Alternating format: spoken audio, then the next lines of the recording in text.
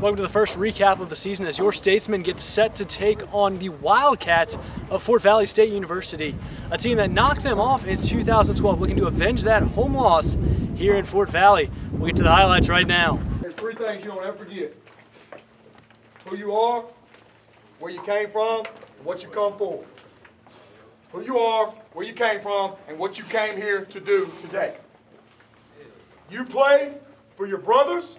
You play for the jersey, the Statesman on the front of you. You play for this family, and you play for everybody that cared enough for you to get you to this point. And you play our brand of football. You play our style from start to finish. Leave no doubt who the better team is now. You understand me? Yes.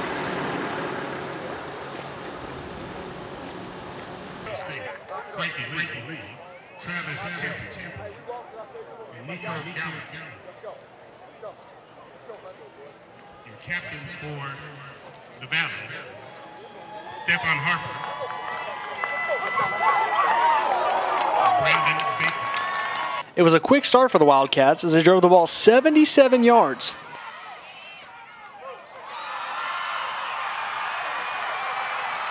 Capped by a 1-yard Malcolm Eady touchdown plunge. FVSU went on to miss the extra point, keeping its lead at 6-0. Credit to our defense. They held them until fourth down and made it a bang-bang call to get the touchdown. But, you know, we bounced back and took control of the game after that, I thought. After a slow first series, quarterback Tyler Sullivan and the Statesman offense got it going after that, orchestrating an 11-play drive capped by a 3rd and goal touchdown hookup to junior Casey Osborne.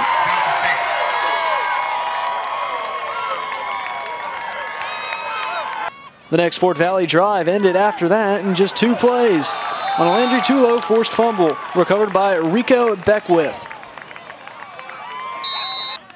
Sullivan and Delta State wasted little time reaching pay dirt on a 12-yard connection to Justin Levy, giving the Statesmen a 14-6 lead.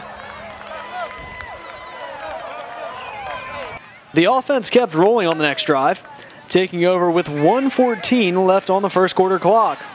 After a 17-yard completion to Daryl Hunt to get DSU into the red zone, Sullivan pushed his way across the goal line, extending the lead out to 2 scores, 21-6, as the first quarter ended.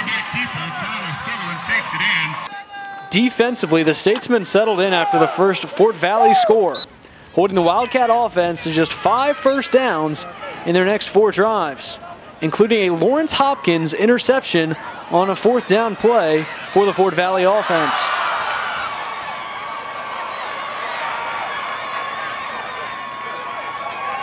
Meanwhile, the offense kept rolling, putting up 14 points on a pair of Timothy Foy touchdown rushes to give Delta State a 35-6 edge headed into the locker room. The second half started where the first one ended, with 7 points on the scoreboard as Tyler Sullivan connected with Casey Osborne for his 2nd touchdown of the day. More on that in a second. Running back Eddie McCatney posted the longest run of the day on the next drive, going 45 yards for the score. And the route was on with Delta State up 49-6.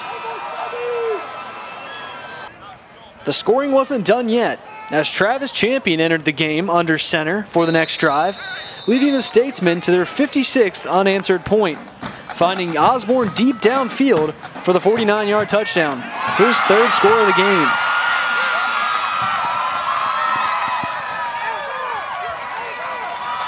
Well, to know you got somebody on the outside that's going to win for you just about every time, it's comforting, to say the least. It's nice to have that option, you know. I mean, and we got 3 more on the field at any time, just like him. But Casey's a great receiver, and he's showing how good he is right now. Fort Valley tacked on a score late, making the final 56-13.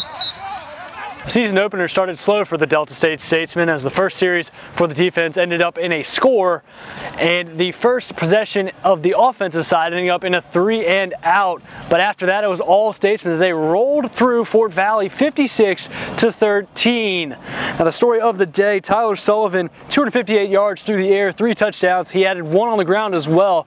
Casey Osborne, his main target, 3 scores, 156 yards on 13 catches. So big day here for the Statesmen as they top Fort Valley State on the road 56-13.